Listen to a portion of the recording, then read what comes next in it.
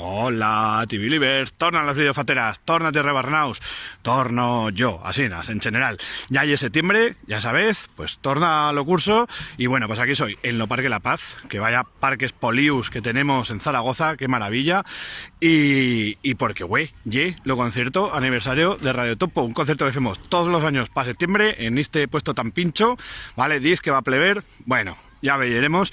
Lo caso es que tendremos aquí un sound system de beat y bomba que nos lo íbamos a paisar, íbamos a bailar, ahí va a toda la noche, o lo que nos deisen.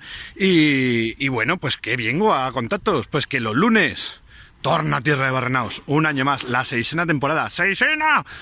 6 años, bueno, 6 años, 5, bueno, 6 temporadas, la 6ª temporada de Tierra de Barrenaus, torna este lunes esta Tierra de Barrenaus, pero si Tierra de Barrenaus y los domingos, bueno, ya que había muchas novedades.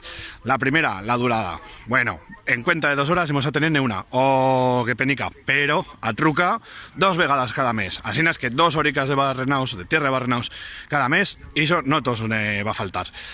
Y la novedad, precisamente la de lunes, o lunes de 7 a 8, nuevo horario. ¿Os acordás que lo escuchabas los domingos? Bueno, los que lo escuchas en la radio, en la 101.8 da FM Zaragozana. Pues eso, pues ahora los lunes de 7 a 8. Y después, pues ya sabéis, en Oblog, en iVoox, en radiotopo.org. Y bueno, pues ahora me va a pillar esta viera, que es la mía, que casualmente, pues una papelera con una mica publicidad en Nogara. ¡Oh, cursos de aragonés! Apúntate! Y a escucharlos un sistema que vaya muy bueno, TV-Livers.